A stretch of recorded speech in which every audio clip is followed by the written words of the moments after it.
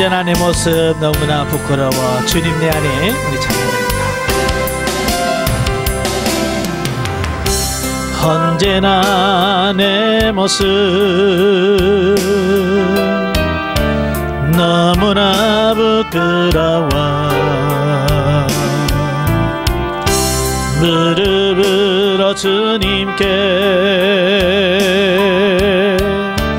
기도로 가오니 나 홀로 서 있는 죽은 내 영 깨우사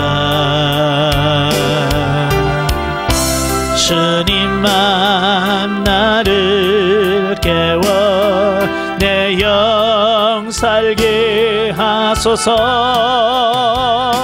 주님 내 안에 주님 내 안에 내 안에 계시고 주님 내 안에 주님 내 안에 나를 세워주소서. 언제나 내 모습 너무나 부끄러워 무릎으로 주님께 기도로 가오니 나 홀로 서 있는 그른 내 영 깨우사 주님만 나를 깨워 내 영 살게 하소서. 주님 내 안에 주님 내 안에 내 안에 계시고 주님 내 안에 주님 내 안에 나를 세워주소서. 아멘. 기도하겠습니다. 은혜로우신 아버지 감사합니다. 오늘도 우리를 사랑하셔서 귀한 훈련의 장소로 인도하시고 오늘 신령한 집을 짓는 삶에 대한 부분을 같이 나누기를 원합니다. 성령께서 우리의 지각을 열어주셔서 알게 하시고 생각나게 하시고 깨닫게 하옵소서. 시종을 맡겨오며 예수님의 이름으로 감사하며 기도합나이다. 아멘. 예, 오늘 인문간의 7번째 시간입니다. 교재 56페이지를 보시면 제7장 신령한 집을 짓는 영성생활이라는 부분을 같이 나누도록 하겠습니다.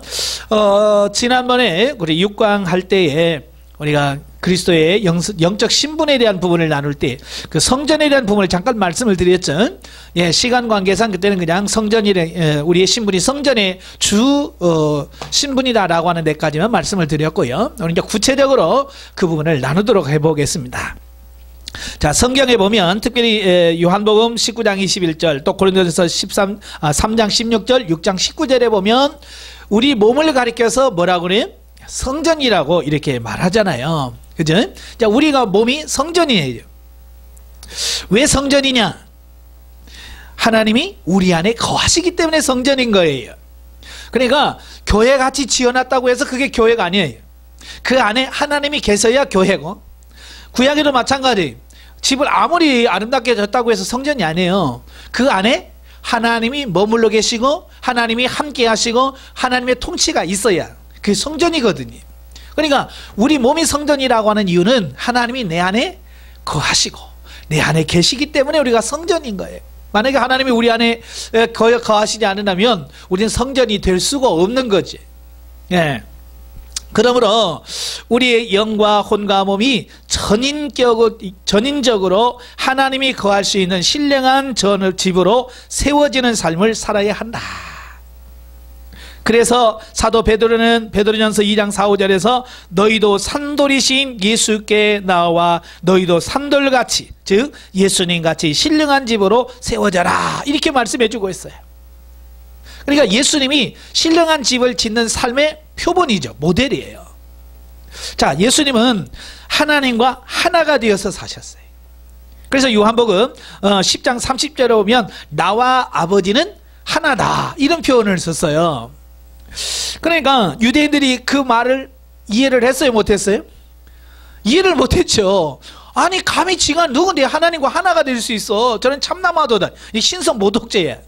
그래서 그 이해하지 못한 유대인들이 예수님을 치려고 돌멩이를 들고 예수님을 치려고 했어요. 그래서 예수님께서 피하셨다라고 하는 것을 보게 되죠. 왜냐하면 그때 당시 유대인들은 이 성전의 개념을 이해를 못했던 거예요. 그들은 성전 그러면 눈에 보이는 건물적인 성전만 생각했던 거예요. 예수님 말씀하신 성전은 뭐예요? 예, 하나님이 내 안에 거하시면 내가 성전이야, 내가 신령한 집이야 라고 말씀했는데 그들은 아직 그 단계를 이해를 못하는 거예요. 그러니까 오늘날도 마찬가지, 이 성전의 개념을 성도들에게 이해를 시키고 설명을 해줘도 이해가 못하는 거예요. 예, 왜 우리가 성전이냐는 거지. 성전은 교회인데 왜 우리 보러 성전이라고 하느냐라고 이해를 못 하시는 거예요. 자, 이제부터 성전은 어디라고요? 예, 우리 자신 예수 그리스도를 믿고 하나님이 내 안에 들어와 계신 부분은 성전이라고 할 수가 있는 거예요. 자, 이 신령한 집, 다른 말로 거룩한 성전이란 말입니다. 자, 왜 자꾸 신령한 집이라고 말하냐면 우리는 그냥 성전하면 자꾸 뭘 연상을 해요? 건물을 생각한단 말이에요. 예, 건물을 자꾸 성전에 해서 원래 신령한 집은 성전 짓는 삶이라고 해야 돼. 근데 자꾸 건물을 연상하니까 그게 아니라고 하는 것을 가르쳐 주려고 일부러 신령한 집이다 라고 표현을 하는 거거든요. 예, 신약 성전을 비유로 보여준 구약 성전들.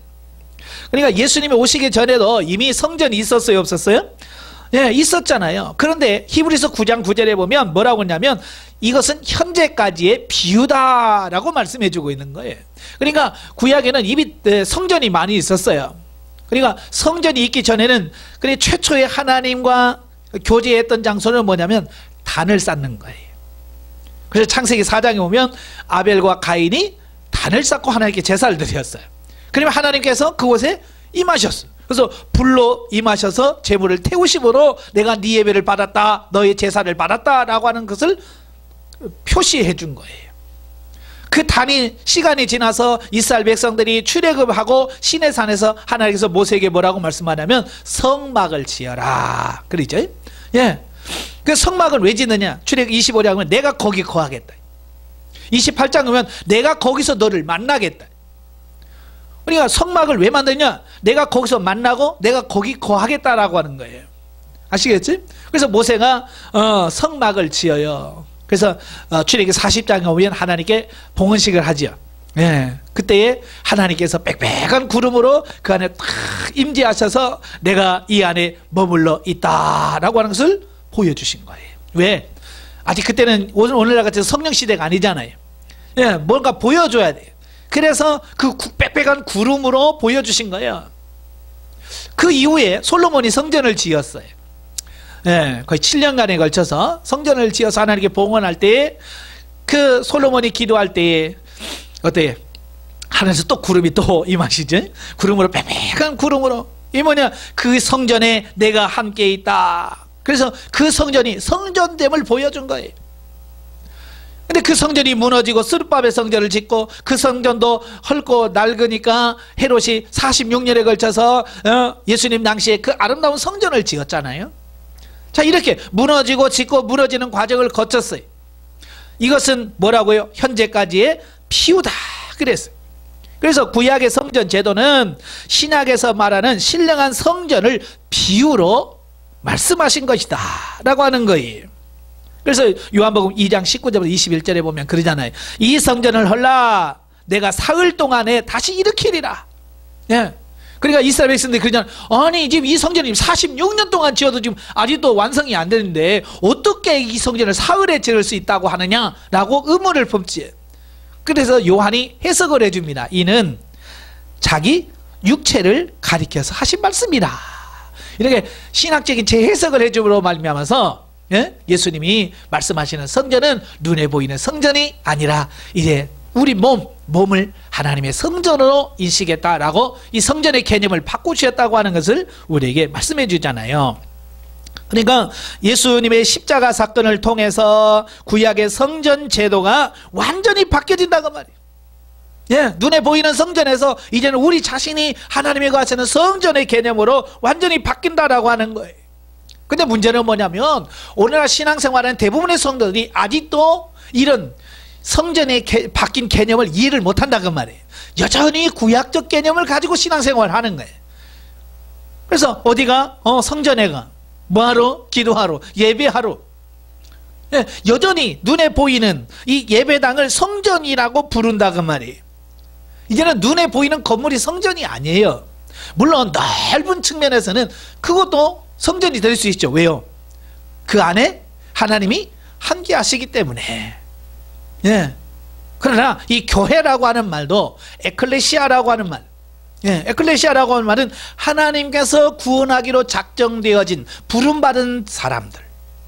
그러니까 건물이 교회가 아니라 모인 회중들, 이 성도 자체가 교회란 말이에요. 그러니까 성도들이, 그 성전들이 모여서 그 성전들이 모인 그 모임을 교회라고 표현하는 거예요. 아시겠지? 예. 그러니까 혼자 떨렁앉아서 교회라고 하지 않잖아요. 그죠? 성도들이 정말 성전된 사람들이 모이면 그게 그 모임 자체가 교회가 되어지는 거예요. 그러니까 예배당을 성전이라고 하지 말고, 꼭 교회 건축할 때마다 교회 건축이라고 하지 않고 꼭 성전 건축이라고 해요. 왜 그럴까요? 그래야 성도들이 성전을 짓는구나. 그래서 거기에 막 동참을 한다 그 말이에요. 예. 그러니까 이제는 개념을 좀 바꾸시길 바래요. 예, 이제는 하나님을 모시고 사는 내가 성전이다 라고 하는 것을 개념을 바꾸시길 바래요. 이 제도적으로 개혁된 성전, 넓은 의미로 그리고 광의적인 성전이 뭘까? 그러니까 넓은 의미에서 성전은 뭐냐면 예수님이 계신 하늘 보좌가 지성소다. 그러니까 구약의 그 성막 구조를 보면 지성소가 있고, 지성소 휘장으로 가린 앞에 성소가 있고, 그 성소를 이렇게 성막이 있잖아요. 안에 성막이 있고, 그 밖에 성전 뜰이 있어요. 성막 뜰이 있어서 거기 번제단이 있고 물두멍이 있어요. 자, 이렇게 구약의 성막의 그 구조를 우리가 머리로 연상하면서 이걸 들으시면 좋아요. 자, 하늘에 계신 하늘 보좌가 지성소다. 예. 그러니까 법궤 그 지성소 안에 뭐가 있어요? 법궤가 있잖아요. 법궤 위에 뭐가 있어요? 속죄소라고 하는 두 그룹이 앉아 있는 그 속죄소가 있어요. 그건 뭐냐? 하나님의 임재를 상징하는 곳이에요.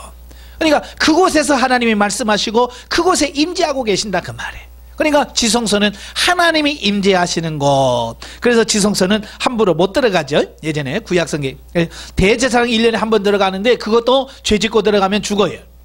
예, 그래서 대제사장이 성막 안에 들어갈 때는 오른쪽 발목에다가 끈을 묶고 들어가죠. 왜냐하면 그 안에 죽을 수도 있어요. 예, 그래서 사람이 함부로 못 들어가니까 끄집어 당기려고 그 발목에다가 끈을 묶고 들어가는 이런 부분을 보죠. 그리고 성령 안에서 우리 가운데 있는 교회 혹은 현세적 하나님의 나라가 어디냐? 성소에 해당된다. 그리고 모든 인간들이 살고 있는 세상을 성전의 뜰에다가 비유를 들고 있어요. 그러니까 성전 뜰에는 이방인도 들어가고 유대인도 들어가고 다 들어갈 수 있거든요. 근데 지성소는 누구만 들어가요? 대제사장만 들어가고. 이건 뭘 의미하냐? 예수 그리스도가 십자가 사건이 있을 때에 예수님의 대제사장이 되어서 자기 피를 가지고 지성소인 하늘보좌에 올라가신 것을 의미하고 있는 거예요. 예. 그리고 믿는 자들이 만인 제사장으로서 하나님의 성소에 들어갈 수 있다. 원래 성소에는 누구가 들어가요? 제사장만 들어갈 수 있잖아요. 그래서 제사장만 들어가서 떡상에다가 떡 12덩이를 올리고 분향단에 가서 분향하고 아침 저녁 분향하고 등잔에다 밤이면 켜고 새벽에는 끄고 이 일들을 누가 제사장이 한다 그 말이에요. 자, 신약시대는 누가 제사장입니까? 누가 제사장이에요? 만인 제사장이라고 그랬잖아요. 예수 믿는 모든 사람들이 이게 제사장이에요. 저도 제사장이고 여러분도 제사장이에요. 근데 제가 어렸을 때는 목사님이 제사장이고 우리는 성도로 이렇게 저는 배웠거든요. 근데 그게 아니라고 말이에요. 목사만 제사장이 아니고 이제는 예수 믿는 모든 사람이 다 제사장이에요. 그래서 하나님 앞에 직접 들어가서 기도할 수 있는 이 부분을 보게 되는 거예요. 자, 그래서 십자가 사건 당시에 예수님이 운명하시잖아요. 십자가에서 아버지여 내 영혼을 부탁합니다 라고 기도하고 나서 운명하셨어요. 바로 그때 성전에서 어떤 일이 벌어졌냐면 그 성소와 지성소를 이렇게 가로막고 있는 휘장이 있어요. 이 휘장은 원래 하나님과 우리 사이에 단절을 의미해요. 그러니까 죄를 지은 인간이 하나님과 우리 사이에 이렇게 휘장, 막는 담이 있다. 이걸 비유적으로 보여준 휘장이에요. 그래서 함부로 이 속에 못 들어가요. 근데 예수님이 십자가에서 운명하셨을 때에 바로 휘장 위에서부터 아래로 쫙 갈라져서 두 쪽으로 쫙 나눠졌어요. 자, 이걸 히브리서에서 뭐라고 말씀하냐면 우리를 위하여 열어놓으신 새롭고 산 길이다. 누구든지 들어갈 수 있다. 자, 이렇게 말씀하고 있다 그 말이에요. 아시겠죠? 그러므로 우리가 언제든지 예수의 이름으로 기도할 때 하늘에 계신 하나님과 자유자재로 교통하면서 성령의 응답을 받을 수 있다는 말이에요. 이 구약에서는 감히 생각할 수도 없는 부분이, 그죠? 구약에서는 제사장한테 가서 제사장을 통해서 하나님께 나아갔어. 지금은 그게 아니라는 말이에요. 왜냐? 구약의 성전 제도가 개혁되어졌기 때문에 우리의 기도가 전달되고 응답되는 것이다 라고 하는 것을 보게 돼요. 만약에 구약의 성전 제도가 지금 완성이 안 됐다고 한다면, 지금도 구약처럼 예배를 드려야 된다고 한다면 지금 이렇게 예배 드리면 안 됩니다. 여러분 예배당에 올 때 뭘 들고 와야 돼요? 염소새끼 하나 끌고 오고 양새끼 끌고 오고, 그것도 안 되면 비둘기라도 들고 와서 잡아서 불태워야 돼. 그리고 남자들은 1년에 3번 6월절, 오순절, 수장절에 예루살렘에 가야 돼. 지금 평생 두고 성지순례도 한번 못 가는 판인데, 그죠? 1년에 3번을 어떻게 가요? 만약에 성전제도가 개혁이 안 됐으면 지금 우리는 구원이 없어. 그렇게 할 수가 없어요. 그래서 예수님이 다 이루어놓으셨고, 이제는 뭐요? 그냥 어디든지 우리가 하나님의 보좌 앞에 그냥 나갈 수 있는 길을 열어놓으신 거예요. 낮이나 밤이나 언제나 하나님 아버지 하면서 하나님께 나아갈 수 있는 길을 열어놓으셨어요. 얼마나 감사해요.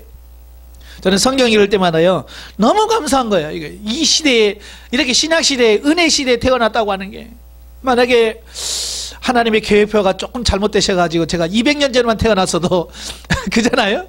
아니 100 몇 년만 전만 태어났어도 내가 어떻게 예수 그리스도를 믿어요? 예수를 못 믿을 거 아니야. 복음이 들어와서야 믿지. 근데 하나님께서 다 복음의 문을 활짝 열어놓으시고 이 땅에 복음을 전해주시고 저 시골 꼴짜기까지 교회가 세워져서, 그잖아요, 날짜를 부르시고 예수 믿기, 이게 참 생각만 해도 기가 막힌 거예요.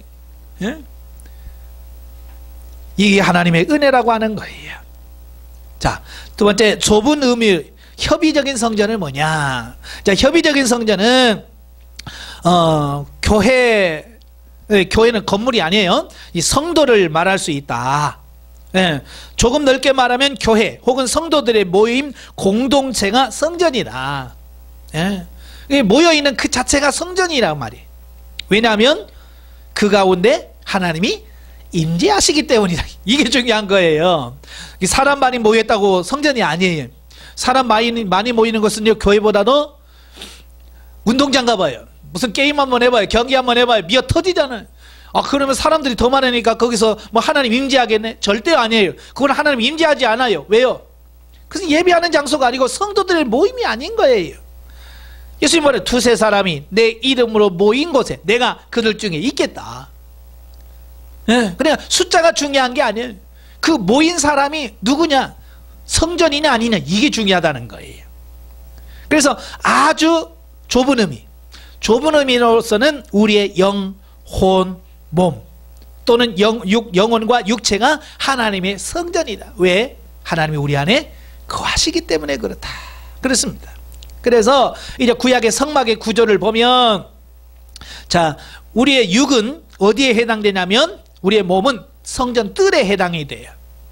우리 뜰은 우리의 몸을 상징하고, 그러면 성소는 혼, 지성소는 우리의 영. 자, 이렇게 성전에 이렇게 비유할 수 있다라고 하는 것이죠. 자, 그래서 우리 개개인이 신령한 집으로 건축이 되어질 때에 삼위일체 하나님께서 개인을 거처 삼아 거하시겠다라고 말씀하신다. 예, 우리도 그렇잖아요. 사람이 성장을 해야, 예, 사람이 성장해야 돼. 자, 이 성장한다라고 하는 말은 신령한 집이 지어진다는 말이에요. 이 신령한 집이 지어진다는 말은 무슨 말이냐면, 내가 성장해서 하나님의 말씀대로 사라진다, 그걸 말하는 거예요. 그러니까 이제 성도님은 신령한 집이 지어졌습니다 라고 말하는 것은, 이제 성도님은 하나님의 말씀대로 살 수 있는 능력이 있습니다, 그런 뜻이에요. 아시겠죠? 그래서 요한복음에 보면 14장 23절에 보면, 사람이 나를 사랑하면 내 말을 지키리니 내 아버지께서 저를 사랑할 것이요 우리가 저에게 와서 거처를 저와 함께 하리라. 예수님이 언제 들어와서 우리를 거쳐 사냐면, 저희가 나를 사랑할 것이고, 사랑하면 내 말을 지킨다는 거예요. 그때에 오시겠다는 거예요. 아시겠죠? 말을 지킨다는 거예요. 우리도 그렇잖아요. 사랑하는 사람이 있으면 그 사람 말 들어요, 안 들어요? 듣잖아요. 밤에 나와 그럼 밤에 나가고, 새벽에 나와 그럼 새벽에. 왜? 사랑하니까 말을 듣는. 우리가 예수님을 사랑하면 예수님 말씀을 듣고 순종하게 돼 있어. 그 우리가 하나님 말씀에 순종하는 사람이 될 때에 비로소 하나님이 내 안에 거쳐 삼으로 들어오시겠다라고 말씀하시는 거예요. 여기서 우리가 라고 하는 말은 삼위 하나님을 말씀하셔요. 성부, 성자, 성령 하나님을 말씀하시고, 여기서 거처를 저와 함께 하리라. 이 거처라고 하는 말은 영속적인 거주지를 말합니다. 집을 말합니다. 집. 그러니까 이스라엘 백성들이 광야에서 어디로 갈지 몰라서 천막 치는 그 천막을 말하는 게 아니라, 아예 오늘날 집처럼 딱 집을, 건물을 짓고 그 안에서 계속해서, 예, 영원히 사는 것을 말씀하고 있는 거예요. 그런데 사람도 그러잖아요. 그 건물에 들어가 살려면 뭐가 돼야 돼? 공사가 끝나야죠. 그렇잖아요. 우리가 이제 돈을 좀 벌어가지고, 땅 사고 여기다 집을 지어야 되겠다. 그럼 언제 들어가요? 건물 다 짓고 인테리어 다 끝나고 들어가도 됩니다 라고 준공검사 떨어져야 들어가는 거예요. 아무튼 그냥 들어가는 게 아니잖아요. 뭐 성질 급하다고 땅 파고 있는데, 나 여기 우리 집이니까 여기 살래요. 지금 뭐 짓지도 않은 땅 파놓고 어떻게 살아? 못 살죠. 마찬가지예요. 하나님이 왜 우리 안에 못 들어오시느냐. 우리가 그렇게 하나님 내 안에 들어오십시오, 하나님 내 안에 들어오십시오, 하나님의 임재를 사모합니다, 아무리 기도해도 하나님이 내 안에 들어오질 않아. 아니, 들어오실 수가 없어. 왜? 내가 신령한 집으로 지어줘야 하나님이 내 안에 들어오시잖아요. 그렇잖아요. 예. 그러니까 우리가 성전으로 지어지지 않으면 아무리 들어오세요, 들어와야 됩니다 하고 사정을 해도 못 들어오신다니까. 그러니까 우리가 중요한 게 뭐냐, 빨리 내가 신령한 집으로 지어져야 하나님이 내 안에 들어오신다라고 하는 걸 꼭 기억하시기를 바랍니다. 아시겠지? 예. 자, 두 번째, 신약의 성전제도. 신약의 성전제도. 신약의 성전제도는 그 구약처럼 어떤 특정 장소에서 예배 행위를 해야 함을 내포하지 않는다. 예. 구약에서는 반드시 성전에 가야 돼. 다른 데서 제사 드리면 안 됩니다. 자, 구약 성경을 보면 뭐가 나오냐면 산당이란 말이 나와요. 성전 말고 산당이 나와요. 이 산당이 뭐냐면, 그 멀리 있는 성전에 가기 싫으니까, 힘드니까 동네에다가 이런 막을 지어놓고 거기서 예배하는 처소를 말해요. 근데 그 산당은 하나님으로부터 나온 거예요? 사람으로부터 나온 거예요? 그렇죠. 사람으로부터 나온 거예요. 그래서 이 이 산당이 이스라엘 백성들로 하여금 범죄하게 하고 타락하게 하는 원인을 제공하는 곳이 돼버린 거예요. 그래서 구약에서 하나님이 끊임없이 뭐라고 그래? 산당을 제하라 그러잖아요. 그래서 구약의 여러 왕 중에서 진짜 경건한 왕, 그 사람이 정말 하나님 앞에서 참된 경건한 왕이냐, 뭘 보면 알 수 있냐면 산당을 제거한 왕은 정말 선한 왕이에요. 하나님 인정하는 왕이에요. 근데 다른 건 다 해도 산당을 헐지 않는 왕은 조금 덜 선한 왕이에요. 그리고 산당을 막 장려하고 짓는 사람은 악한 왕이에요. 그만큼 이 산당이 그 사람의 선과 악을 어떤 결정할 수 있는 중요한 근거가 되는 거예요. 아시겠죠? 예. 그런데 신약시대는 다르다 그 말이에요. 어디서나 하나님께 신령과 진정으로 예배할 때에 예수의 이름으로 할 수 있는 것을 말한다. 신약시대는 특별한 장소를 필요치 않아요. 물론 이 말을 오해하면 이제는 예배당에 갈 필요 없는구나 라고 인식하면 안 됩니다. 아시겠죠? 그러니까 그 성전의 개념을 정확하게 이해를 해야 돼. 우리가 교회당은 아까 말씀드렸죠. 절대로 성전이 아니라고요. 예? 성전은 뭐냐? 그 교회당 안에 모여 있는 성도들의 무리가 바로 교회란 말이에요. 자, 자칫 잘못하면 우리가 이제 무교회주의자로 빠질 수 있어요. 그러니까 워치만리가 참 영적인 사람인데도 불구하고 그 이단으로 찍힌 이유가 있어요. 왜냐하면 워치만리의 그 교육을 받았던 그 직계 제자들이 바로 이 무교회주의자로 빠진 거예요. 왜냐하면 우리가 모인 곳이 예배당이고 교회고 성전인데, 그렇다면 굳이 교회에 꼭 가서 예배 드릴 필요가 뭐 있냐? 우리가 모인 곳이 예배당 아니냐? 그래서 이제 교회 자체를 무시해 버렸어요. 이게 이제 우찌무라 간조에 의해서 이제 무교회주의가 되어버리는 거예요. 이건 비성경적인 거예요. 그리 빠지면 안 돼요. 교회는 예수님이 세우신 곳이고, 우리가 하나님을 믿는 성전들이 모여서 같이 하나님께 예배하고 찬송하는 장소로 하나님이 허락하신 곳이에요. 그러니까 예배당은 굉장히 중요한, 그걸 무시하면 안 되는 거예요. 교회의 직분자, 목사, 장로 이런 분도 하나님이 필요해서 세운 분들이에요. 그러니까 그걸 무시하면 안 돼요. 요즘에 형제교회라고 그러잖아요. 형제교회라서 목사도 없고 다 형제님 자매님 그러면서 그렇게 한단 말이에요.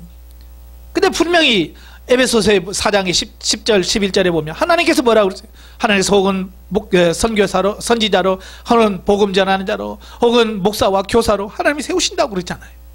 예. 이 직분자도 하나님이 세우신 건데 그걸 무시하면 안 되는 거예요. 그러니까 교회를 무시하면 안 됩니다. 무교회주의로 빠지면 안 돼.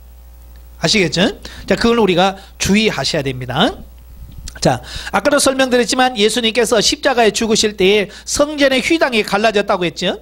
자, 이 사건은 광의적인 면에서는 누구든지 예수의 이름으로 하나님께 나아가 직고할 수 있지만, 협의적인 면에서는 신자가 신령한 집으로 건축이 되어 신자 안에 내주내재하여 계신 삼위일체 하나님과 의사소통이 가능하게 되었다는 사실을 보여주는 거예요. 아시겠죠? 그런 관점에서 우리가 신령한 집으로 건축되어야만 한다는 거예요. 많은 분들이 그래요. 나는 하나님의 음성을 못 들어요. 하나님과 교제가 안 돼요 라고 말한다고 하면 어찌 보면 그 사람은 신령한 집으로 지어지지 않았다는 얘기예요. 무슨 말인지 아시죠? 예, 신령한 집으로 져야 하나님의 음성을 듣고 하나님과 영적인 교제가 이루어져요.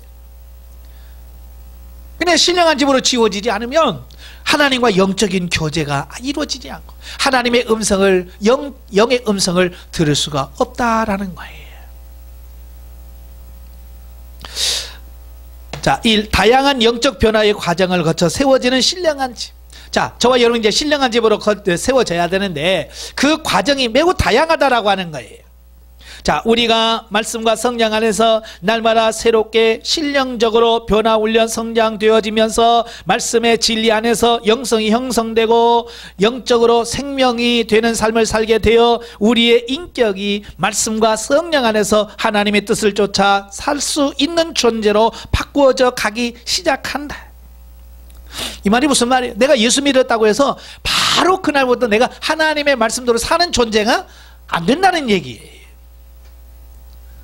그렇잖아요? 예, 처음 교회에 나온 사람이 어떻게 확 변합니까? 근데 우리는 그렇게 되길 원하잖아요. 그죠? 그래서 교회 한두 번 나온 사람이 이제 담배 끊고 뭘 해야지 그렇잖아요. 아니 지금까지 평생을 하나님 없이 그렇게 살다가 이제 교회 한두 주 나왔는데 그 사람이 어떻게 그걸 끊고 와요? 좀 기다려주고, 예?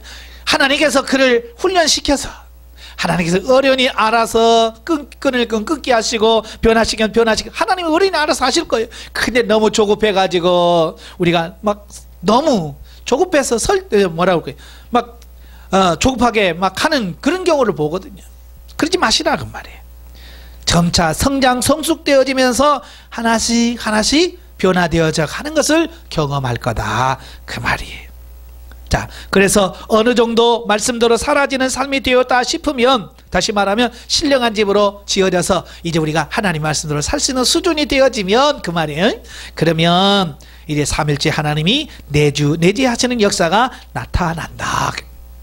그래서 영성훈련하면 이제 영성훈련 입문한 지 거의 2년째 되면 2년째가 되어지면 여러분이 가난 사다시가 올라갈 거고 생명단계에 들어가게 되면 비로소 그때서야 하나님이 내 안에 머물러 내주내지 하시는 그런 은혜가 있게 되어질 것을 보게 됩니다. 자, 두 번째, 신앙생활은 신령한 집으로 세워지는 것을 목표로 해야 된다. 이게 참 중요한 거예요. 지금 오늘 신앙생활하는 사람들의 목표를 보면 왜 교회 나가요? 천국 가려고요. 그 다음에 이 땅에 복 받아서 잘 먹고 잘 살라고요. 이건 뭐냐? 육신의 욕망의 집을 짓는 거예요. 예, 그러라고 하나님께서 우리를 부르신 게 아니에요. 육신의 욕망으로 지은 집은요 반드시 무너지게 돼 있어요. 예, 그 학개서는 뭐냐면 물론 눈에 보이는 성전을 짓는 말씀이지만 학개서는 신령한 집을 짓는 삶의 모형을 우리에게 말씀해 주고 있는 거예요. 그냥 신령한 집을 짓지 않고 그들이 성전 짓다 말잖아요. 그죠? 성전 짓다 말고 뭐 했어요? 딴짓 했어요.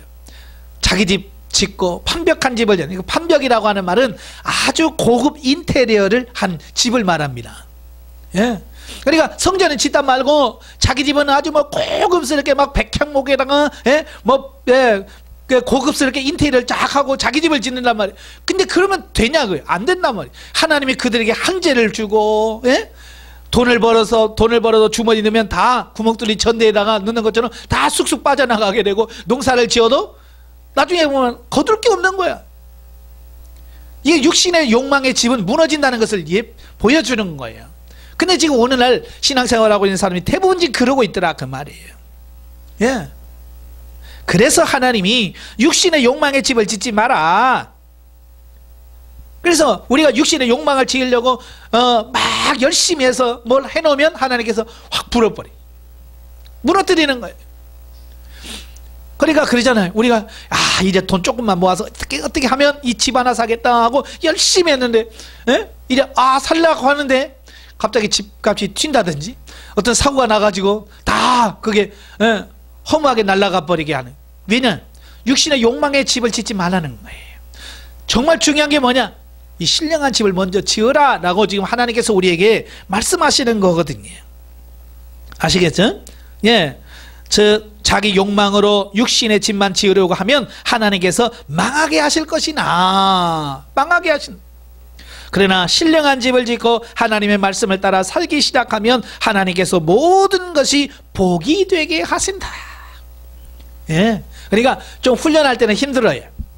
그러나 그 고난의 기간만 딱 넘어가면 하나님께서요 내가 지금까지 누리지 못한 그 부분들을 풍성하게 누리게 하셔요. 예. 영적으로 또 육적으로도 풍성하게 누리게 하시는 이런 부분들을 보게 되어집니다.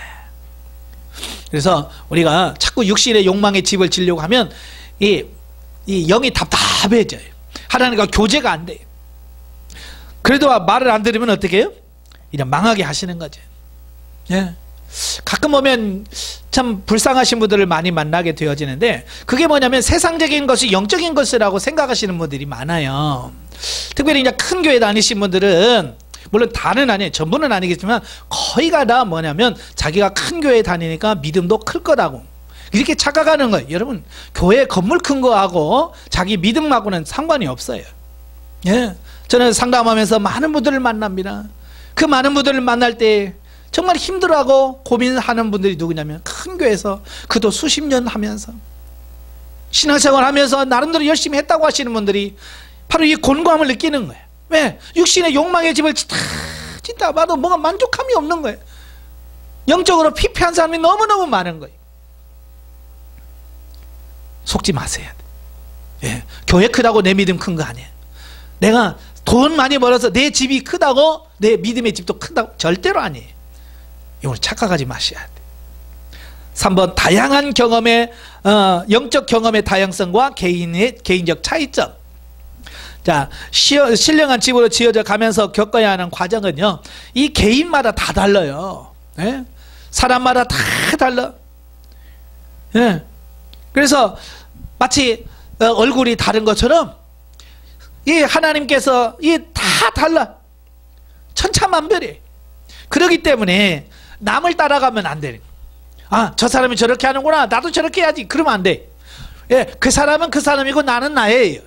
물론 참고하고 그 사람의 경험을 통해서 내 간접 경험으로 삼으면 좋아요. 그러나 그 사람을 따라가면 안 되는 거예요. 왜냐하면 벌써 성격이 다르고 내 환경이 다르고 다 다르잖아요. 그래서 다루심이 다 다르다 그 말이.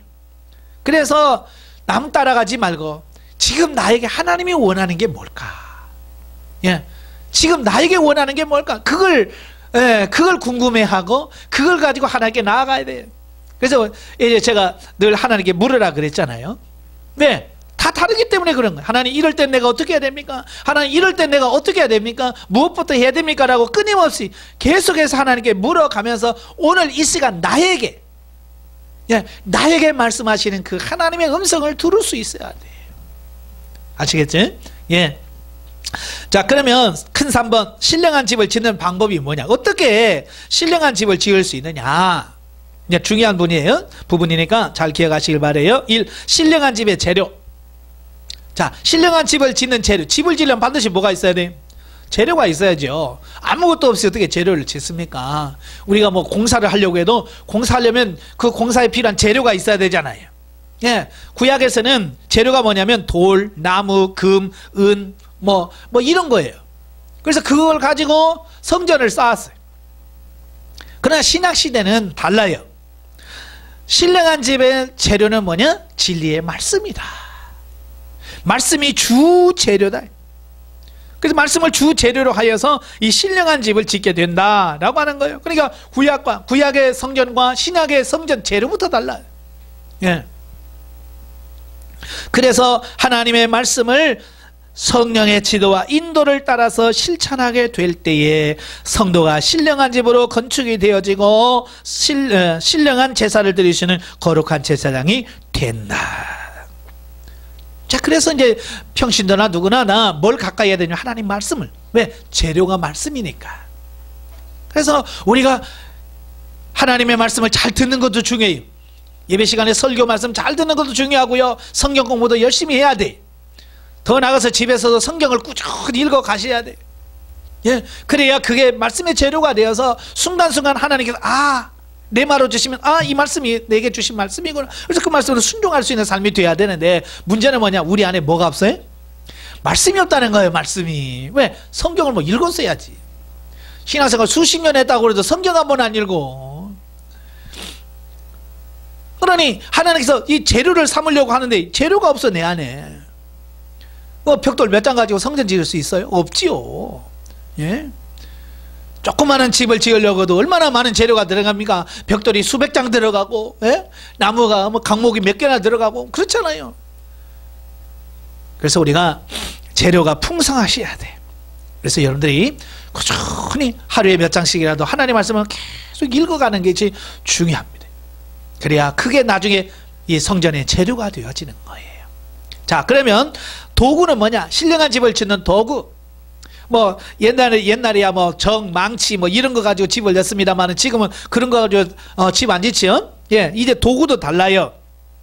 예, 그래서 구약 시대의 성전 건축은 각종 재료들을 가지고 하나님의 신으로 감동받아 지혜와 총명과 재능을 구비한 자들을 통해서 성전을 건축합니다. 그러나 신약 시대는 구약 시대와 달리 각자의 성령의 권능적 은사 9가지를 통해서 하신다. 예, 성령 은사사에서 들으셨잖아요. 성령 9가지 은사를 주신 목적이 뭐라고요? 신령한 집을 지으라. 신령한 집을 지으라고 이런 은사를 주신다는 거예요. 은사가 도구인 거예요.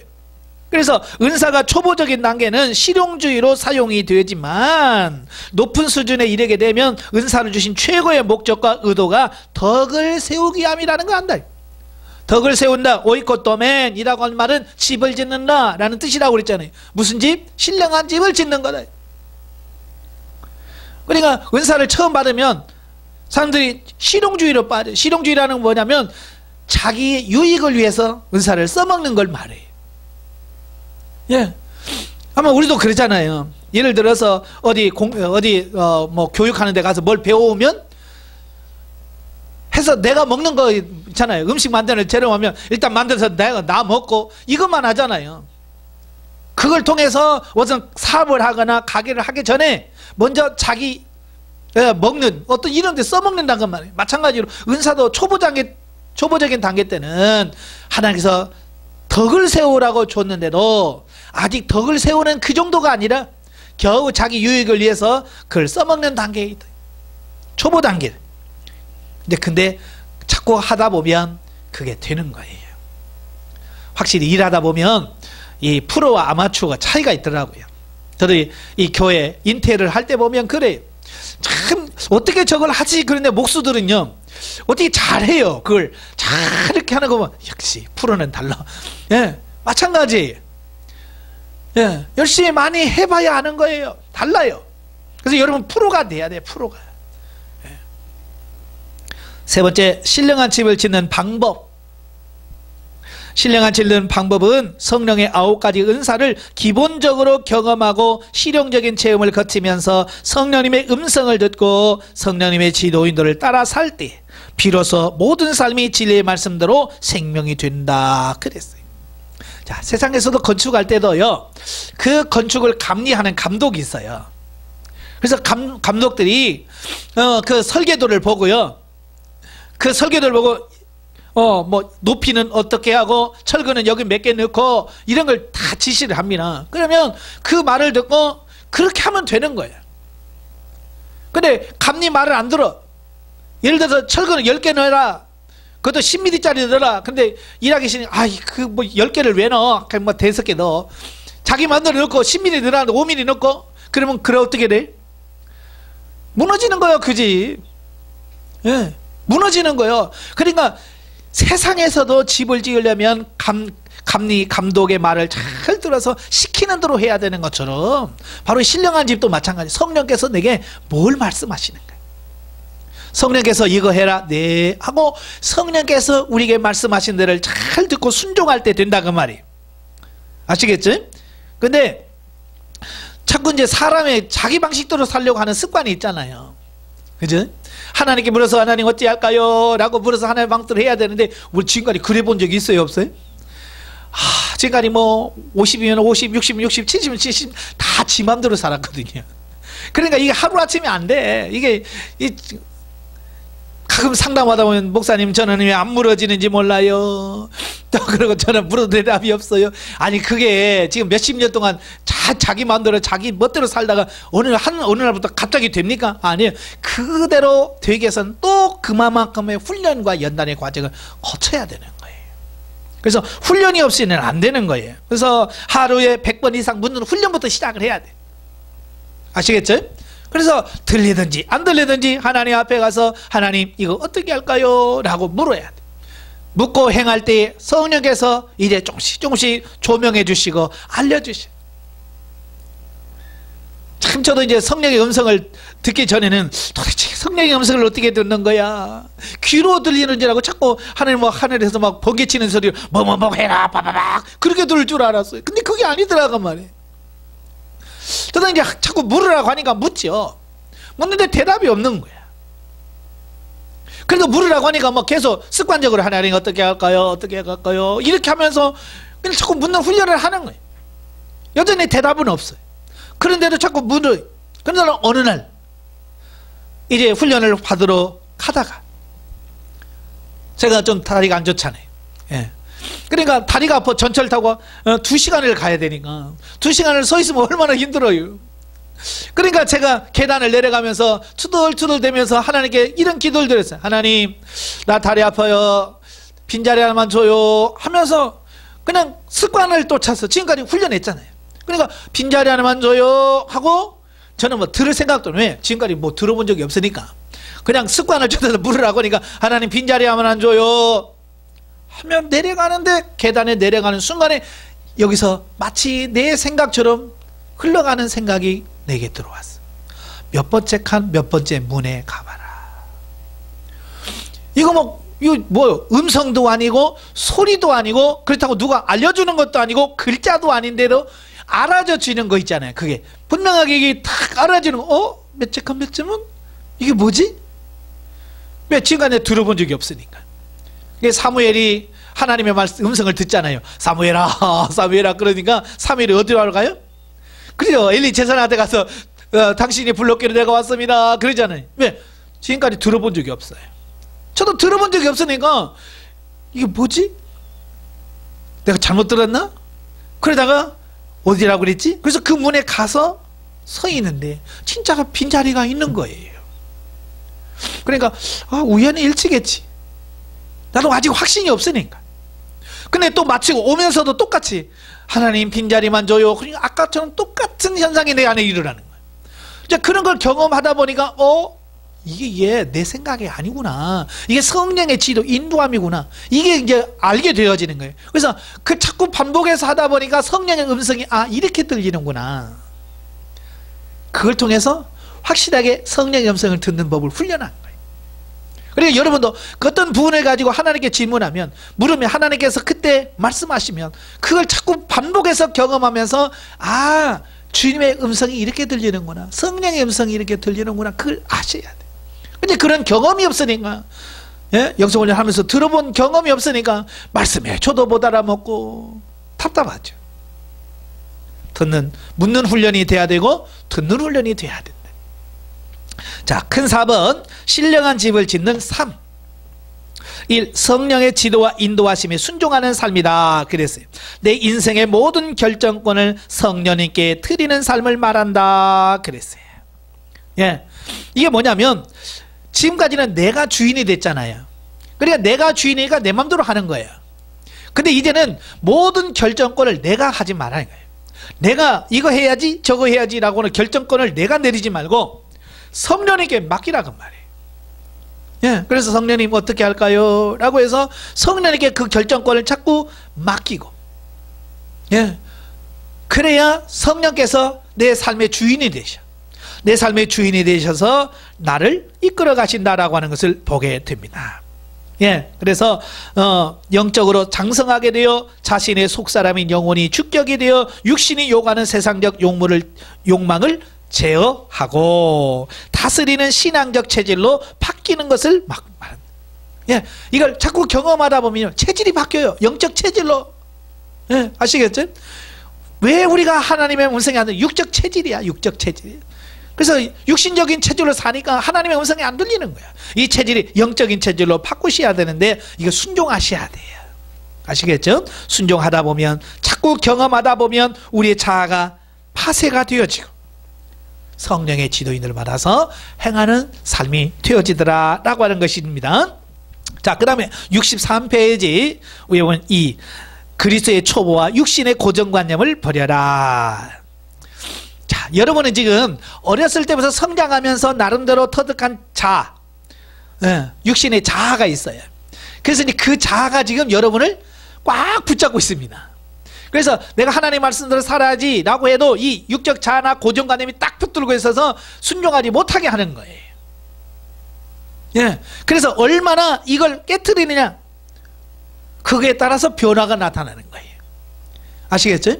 그래서 여러분들이 지금 이제 성령의 음성을 들으면 무조건 내가 전에 안 했던 건데요, 이건 나는 못하는 건데요, 자꾸 그러지 말고, 그래 지금까지 한 번도 안 해봤지만 그래 성령께서 원하시는 해보자. 그래서 적극적으로 내가 가지고 있는 어떤 고정관념이나 나는 이런 거 못해요, 나는 이런 거 해보지 않았어요 라는 그 고정관념, 자기 편견, 이걸 자꾸 내려놓으셔야 돼요. 아시겠죠? 이제 앞으로 가시다 보면 하나님께서 여러분을 막 훈련시킬 거예요. 그래서 예를 들어서 돈이 좀 뭐 생겼어요. 그래서 하나님 어떻게 할까요? 야, 누구한테 심어라. 그러면 해봤어야지. 그러잖아요. 그러니까 이거 갖다 주면 그 사람 뭐라고 할까요? 그러면서부터 이 조건념에서 순종을 안 하게 돼, 못 하게 돼. 그때 내 생각을 딱 내놓고, 하나님이 하라고 하셨으면 내가 하겠습니다, 아멘 하고 순종하다 보면 이게 되어지는 것을 봅니다. 그래서 고정관념을 자꾸 내려놓으셔야 돼. 아시겠죠? 그래서 자꾸 성장해 가면 우리의 가치관이 바뀌어요. 그래서 지금 단계에서 예수 안 믿는 사람과도 이야기하면 잘 통하지. 왜냐하면 가치관이 똑같아서 그래. 근데 영이 조금 성장하면 가치관이 틀려. 그럼 나중에는 친구들하고 얘기하는 게요, 힘들어. 재미가 없어져요. 내가 옛날에 저러고 놀았나 할 정도로. 근데 내가 바뀌니까 그런 현상이 벌어지는 거예요. 자, 그 다음에 세 번째, 다양한 훈련 과정을 통해서 신령한 성도가 되라 그랬어요. 그러니까 하나님께서는 다양하게 우리를 훈련시키시거든요. 그래서 환경과 사건과 뭐 옆에 있는 사람 또는 물질 뭐 이런 걸 다 동원하셔. 이걸 다 동원해서 지금 이제 하나님께서 우리를 훈련해 가시는 것을 보게 돼요. 심지어는 같이 이불 덮고 자는 그 부부도 이제 파트너로 세워요. 파트너로 세워서 예전에 안 하던 행동들을 자꾸 하시는 거예요. 왜냐? 나를 깨트리시려고 지금 하나님께서 작업 들어가신 거예요. 그러니까 그런 걸 들으시면서 또 하나님은 나를 훈련시키시는구나. 주님, 이 상황 속에서 내가 어떻게 할까요? 뭘 내가 처리해야 됩니까? 라고 하나님께 구체적으로 물어서 빨리빨리 하는 것이 중요합니다. 고집 세우면 안 됩니다. 고집 세우면 그만큼 내가 손해를 보는 거예요. 그 다음에 네 번째로는 세상을 바라보되 취하고 누리지 말라. 우리는 신앙생활에서도 영적으로 중생하여 거룩한 하나님의 나라요 그의 백성이 되었으면 그 거룩한 신분에 맞는 삶을 살아가요. 그래서 세상과 세상에 있는 것들을 사랑하면 안 돼. 그래서 활용은 해야 됩니다. 그러니까 예수 믿으니까 나는 뭐 핸드폰도 필요 없어, 나는 TV도 필요 없어, 나는 차도 필요 없어, 그러지 말란 말이에요. 폐쇄적으로 가지 말란 말이에요. 핸드폰도 쓰세요. 그러나 거기에 빠져가지고 핸드폰 때문에 기도 못하고 핸드폰 때문에 뭐 성경도 못 보고 그러면 이거 문제가 되는 거예요. TV도 마찬가지, 보고 정보를 취하세요. 그러나 TV 때문에 기도 못하고 TV 때문에 교회도 안 나가고 드라마 재밌으면 오늘 수요일보다 드라마가 더 재밌네, 이러면 이건 빠진 거야. 거기에 돈을 버세요. 그러나 돈 버는 재미 때문에 하나님을 놓치거나 예수님 놓치면 안 돼. 아시겠죠? 그걸 빠지지 않도록 우리가 조심하는 것이 중요한 거예요.